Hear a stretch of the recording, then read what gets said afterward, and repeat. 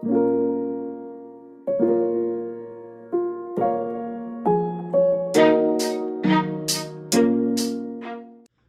so in this video, we'll look at how free radicals are made and then how they react. So we'll do this by looking at this reaction, so the mechanism for the chlorination of methane. So if you take CH4 and react it with CO2 gas, so this symbol, delta, to a chemist, if it's shown in the reaction, typically that means heat. So we're going to heat this reaction. And then when we do that, we make chloromethane and we make hydrochloric acid, HCl. So you can also use light for this reaction. So the symbol for light is typically H nu. So we could have wrote this reaction like this as well: CH4 methane plus CO2 gas with light. Then you can make chloromethane and hydrochloric acid. So a chemist often wants to know how a reaction happens. And so if we do that, then we're going to be writing what's known as the mechanism for the reaction to show how the reaction occurs. Okay, so it's very common in organic chemistry to write a reagent on top of an arrow. In general chemistry, typically we would write reactions like this, where we have all of the reagents on the left of the arrow, and then typically we'd write a catalyst on the arrow. But in organic chemistry, it's very common to just show one of the reagents on the left of the arrow, and then the other reagents on top of the arrow, and any catalyst on the arrow as well, or conditions, whether you're using heat or light, and then the products on the right of the arrow. So that's okay. So an organic chemist often wants to know how a reaction works at the molecular level, because if you understand how a reaction works at the molecular level, then you can tweak the reaction to try to improve it, to try to increase your yield, and you can also then use that mechanism to help discover other reactions as well. So what we're going to be doing then is writing a mechanism, which is simply a step-by-step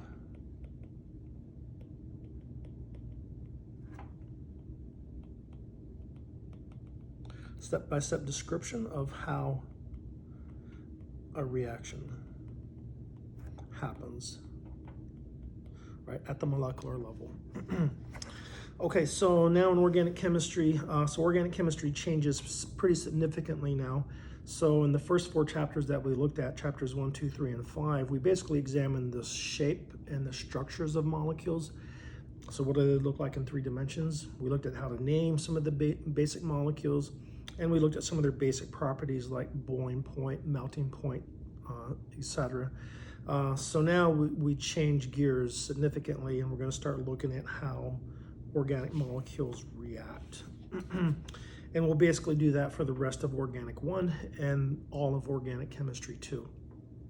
So we'll cover some additional structural features in organic chemistry like aromaticity, but a very significant portion of the rest of organic chemistry is learning how molecules react with each other, and then learning how those reactions occur, so understanding their mechanism. So we want to do that because you want to be able to make new molecules, right? Maybe you need a new antibiotic or new anti-cancer agent. Well, you need to, to do that, then you have to do reactions to synthesize them. So we need to know lots of reactions of how organic molecules behave. Okay, so we'll start with very basics. So we'll look at the mechanism for the chlorination of methane. So if you take CH4 and CO2 and heat that up or shine light on it, and you make chloromethane and hydrochloric acid, how does that happen? So what happens, so in the very first step, so it's what's called the initiation step. So the CO-CO bond is not very strong. So if you heat CO2 up, then basically what happens is each chlorine takes its electron back. So we use single-headed arrows, and so then that would make basically 2 chlorine atoms, right? Because chlorine's got 7 valence electrons, so you basically make 2 chlorine atoms again. And now you have a free radical. Right, so you have two free radicals. So that's a basic characterization of an characterization of an initiation step. You start with no radicals, and then you make.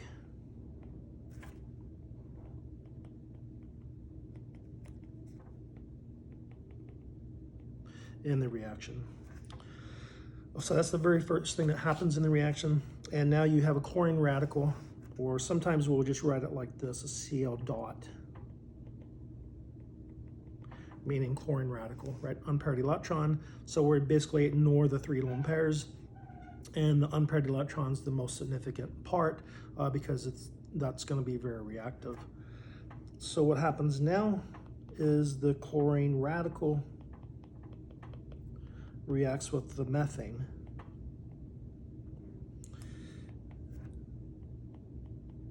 So I'll show the lone pairs for now. So now what happens, so chlorine takes a hydrogen atom off of CH4. So we're breaking, so notice the arrow starts on the CH bond because we're going to break that bond. Hydrogen's going to take its electron back and make a bond to chlorine. And then the other electron in the CH bond stays on carbon.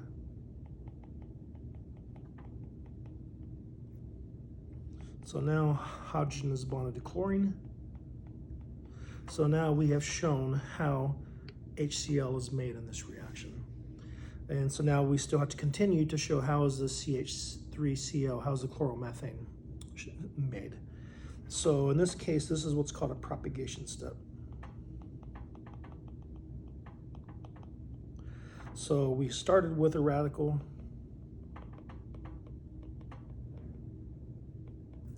and then we made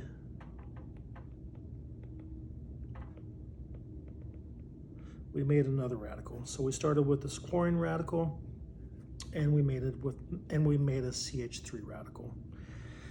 So CH3 radical is not very stable. It's very reactive. So as soon as you make it, it reacts with something.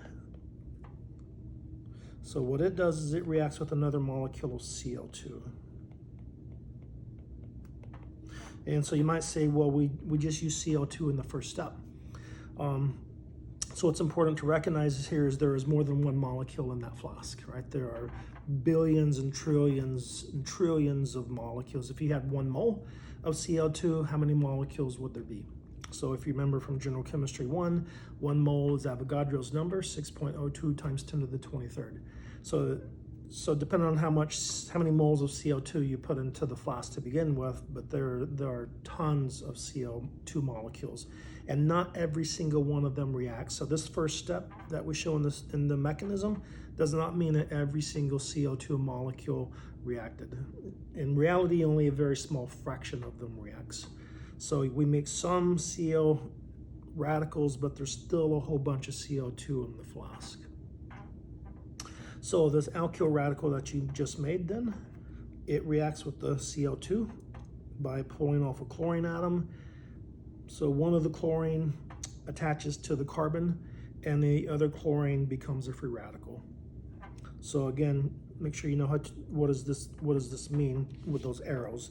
So one chlorine, so we're breaking that bond. Each chlorine's taking its electron back, and one of the chlorines is making a bond because 2 electrons make a bond, right? And the other chlorine is becoming a radical. So now the chlorine on the left is attached to the carbon. It's still got its 3 lone pairs, but it's not a radical anymore because that 1 electron in the bond is bonded to carbon's 1 electron. But now we have a chlorine radical. So I guess I should be more careful with my arrows here.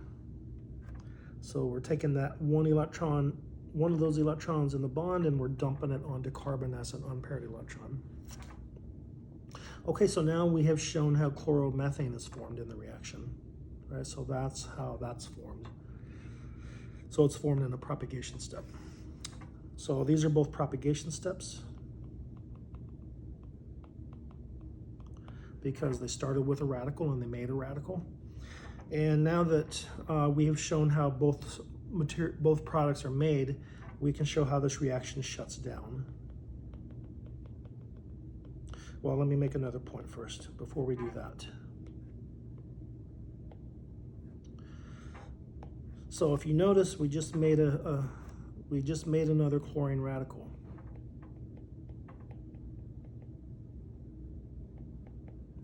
So what do chlorine radicals do in this reaction? They react with CH4 molecules. So this molecule, it's what's called a chain reaction.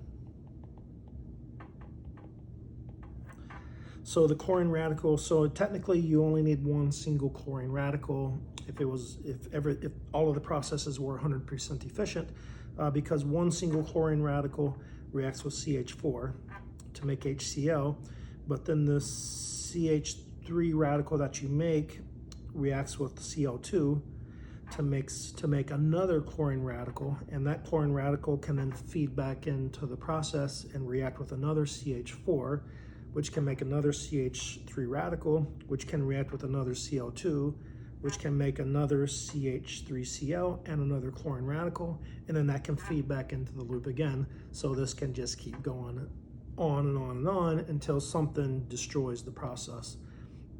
And what destroys the process is termination steps. So we have two different kinds of radicals in the flask. Right, we have chlorine radicals and we have methyl radicals. Well, radicals can react with each other. So they can be combined. So that chlorine, its unpaired electron, and that chlorine's unpaired electron can make a bond.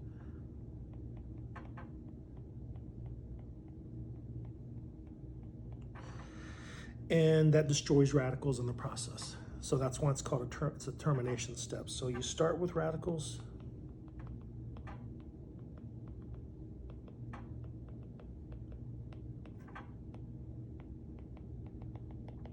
So if two chlorine radicals happen to find each other in the flask and react with each other, then that would shut the whole reaction down. Or what can happen is the methyl radical that's made,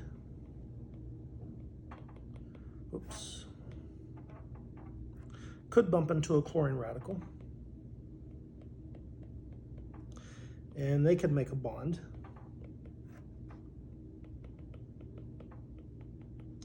So this just happens to make another chloromethane. So chloromethane in the reaction is actually made by two separate processes. It's made by this step where methyl radical reacts with CO2 to make chloromethane, and that is the primary way that it's made. And it could also be made by methyl radical reacting with a chlorine radical to make chloromethane, but that is the very minor way that it's made because there's not a very high concentration of radicals. So the chance of two radicals finding each other and reacting with each other is minimal, but it can happen. And then the other possible combination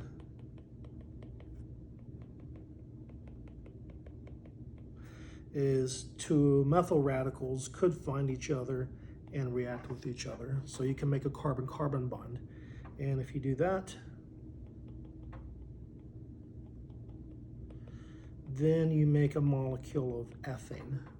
And then that would be another possible product in this reaction. So organic chemists, so in this reaction, we typically don't show those side products, but making ethane is a potential side product in this reaction. But the chance of two methyl radicals finding each other is very small because there's a very small concentration of methyl radicals. So you're not gonna make much ethane, but you could potentially make some. So that's the basic mechanism. So 3 termination steps to show how CH4 reacts with CO2 to make chloromethane and HCl. Okay, so we'll stop there and then we'll look at more of these type of reactions in the next lecture.